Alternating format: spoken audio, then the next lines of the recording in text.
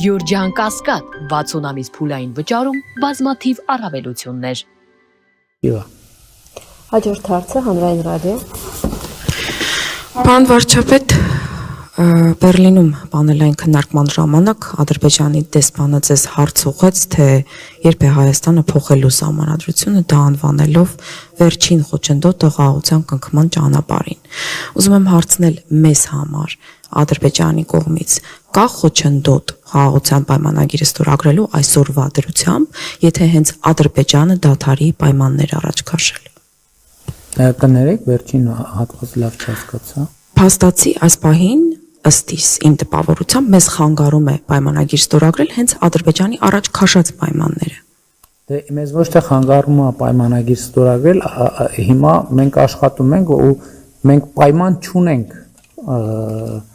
խաղաղության համաձայնագիրը ստորագրելը, Ադրբեջանը այդքան էլ պարզ չի, պայման ունի, պայման չունի եւ այլն, որովհետեւ այդ թեմաները իրենք առաջ են քաշում եւ մենք այդ թեմաների հետ առնչվում եւ առերեսվում ենք եւ դուք այնտեղ եթե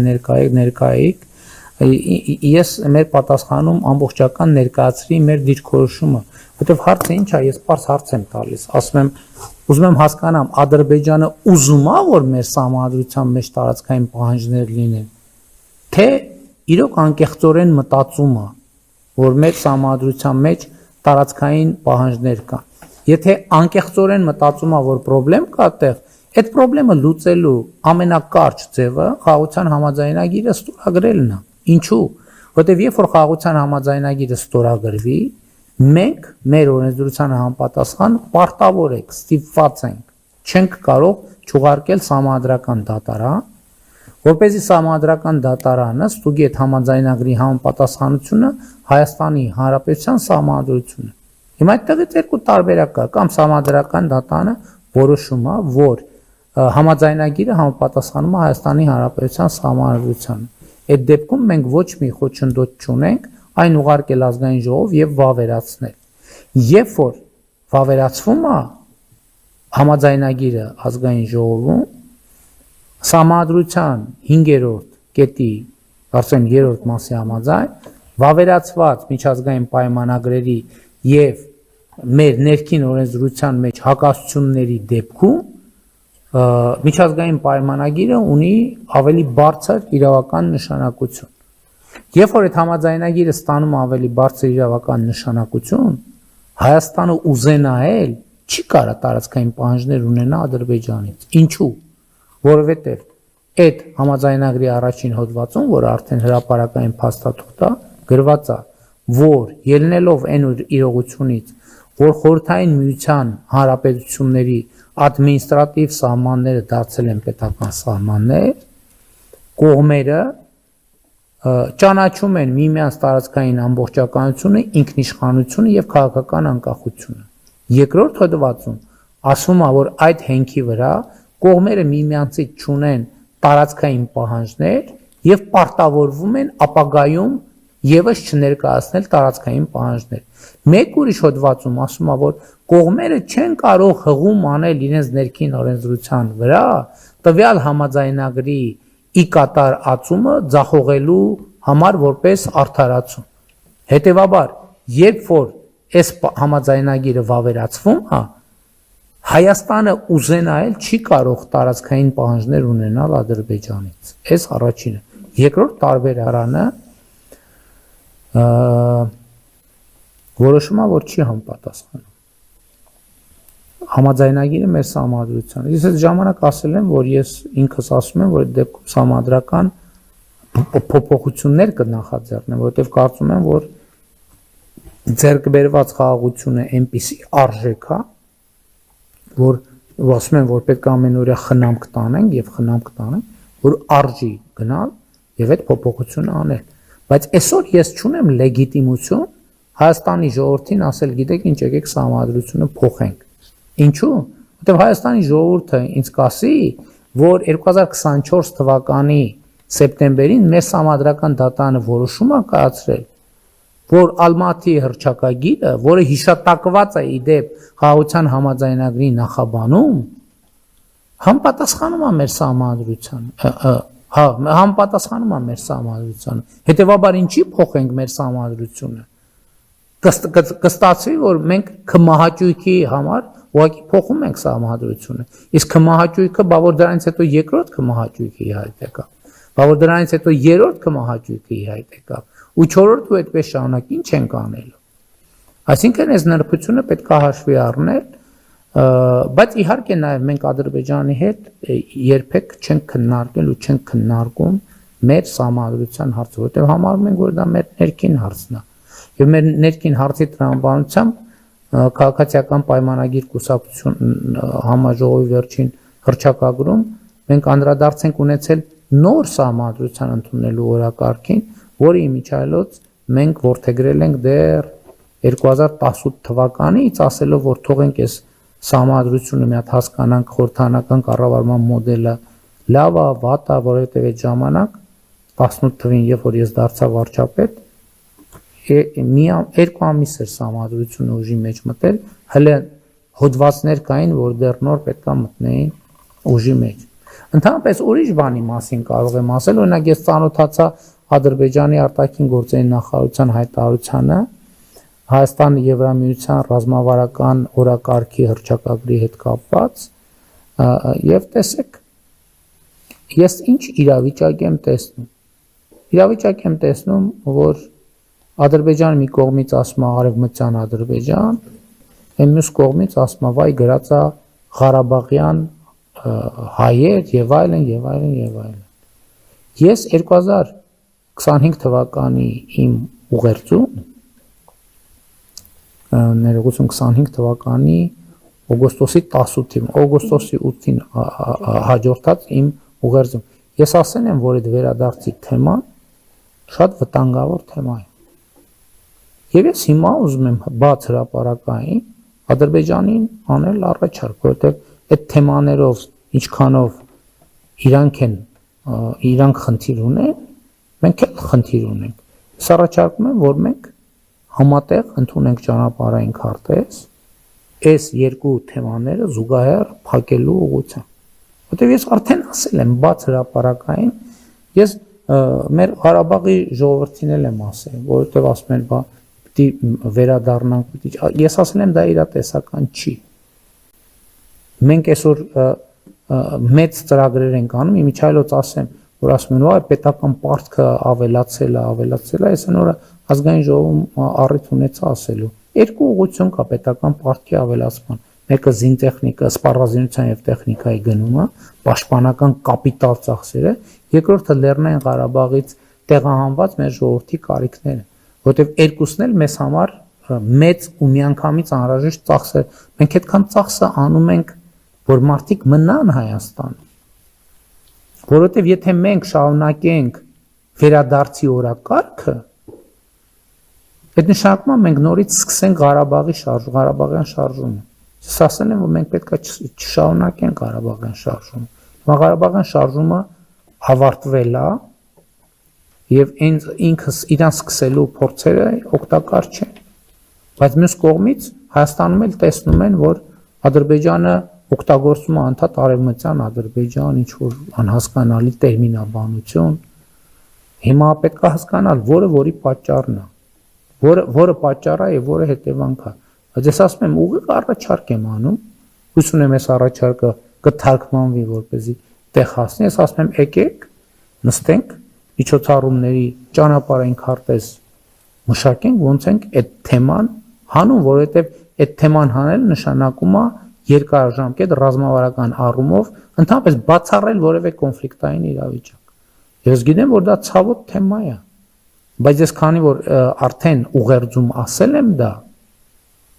ես դա չի կարա ուղղակի շարունակություն չունենա։ Այդ թեմայի շարունակությանը խանգարում է արևմտյան Ադրբեջանի եւ այս կարգի ինչ որ խոսում, ինչ արևմտյան։ Ես ասել եմ, որ Հայաստանի Հանրապետությունում չի կարող լինել արևմտյան Ադրբեջան։ Եվ այո, ընդունում եմ նաև, որ եթե մենք ճանաչել ենք միմյանց տարածքային ամբողջականությունը, իսկ մենք ճանաչել ենք միմյանց տարածքային ամբողջականությունը, ուրեմն պետք է դա ամբողջական իրականացնենք։ Այս այն պատկերացրած ճանապարհը։ Բայց էլի մեկը ասում եմ, գիտեք ինչ, էլի թեմաներ կան, բազմաթիվ թեմաներ կան։ Ես պետքա մի բան արձանագրենք, որ ինքը հայու խաղաղությունը իրադարձություն է, բայց ինքը առանձին վերցրած մի իրադարձություն չի։ Ինքը գործընթաց է, որտեղ ինքը պետքա անդադ զարգանա։ Ընդ որում ինքը պետքա չկանգնի, որովհետև երբ որ լճացավ խաղաղության գործընթացը, ինքը ռիսկեր է վերելու։ Ինքը պետքա անընդհատ զարգանա, այո, վերածվի եւ տրանսֆորմացվի տնտեսական համագործակցության, տնտեսական հարաբերությունների եւ նաեւ այդ է պատճառը, որ ես ուրախանում եմ, որ տնտեսությունը քաղաքականությանը վազանցում է, որովհետեւ տնտեսությունը իր տրամաբանությունն է վերելու։ Մարտիկ ի վերջո գալու է եւ եկել է այդ պահը, որ ի վերջո երկու կառավարություններին ասել են թողեք հանգիստ ապրենք։ Հերիքա վերքերը փորել։ Հերիքա անդադ վերքերի վրա աղ լցնել։ Պետքա մի օր ավարտվի այդ ամեն ինչ։ Եվ այդ ժամանակը հիմա է։ Այդ ավարտը արձանագրվել է, ավարտի քաղաքական կամքը արձանագրվել է եւ պետք չի անընդհատ վերքերը նայում եմ խորհրդակցություն են արել, ասում են վերնագիր տեսամ դա Ղարաբաղյան բանը Ղարաբաղի հարցը լուծված չի։ Հայաստանում ինչ որ քննարկում է տեղի ունենում։ Ինչ որ միտեղ։ Հիմա դա նաև ադրբեջանցիներն են տեսնում եւ հետեւուց դե արի մի կողմից ասում են, որ լսում են, որ մեր ընդդիմությունն Հայաստանում բռնաճնշումներ է, բռնապետություն է, Ադրբեջանն ասում է՝ «Իրոք, այսքան բռնապետություն է, բա ինչի կառավարություն այդ բաները չի արգելում»։ Հա, ուրեմն իրանք թաքնված օրակարգ ունեն, ուրեմն իրական է, որ ասում են Ղարաբաղի շարժումը ավարտել, մի կողմից ասում են ավարտել, մյուս կողմից էլ ասում են գնացեք քննարկումներ արեք եւ այլն եւ այսպես շարունակ։ Մենք էլ մեր հերթին ասում ենք, մի րոպե, էս ի՞նչ է, Ադրբեջանի կառավարությունը կամ նախագահի նստավայրը էս ի՞նչ է ֆինանսավորում արևմտյան Ադրբեջանի հետ կապված ինչ-որ միջոցառումներ, խոսույթներ եւ այլն եւ այսպես շարունակ։ Այս հարցը պետք է լուծվի։ Այս հարցը երկկողմ պետք է լուծվի եւ մենք մեր ժողովուրդներին հանգիստ ապրելու շանս պետք է տանք։ Այդ որ Ղարաբաղի հարցը չի լուծվել, այդ ի՞նչ է նշանակում։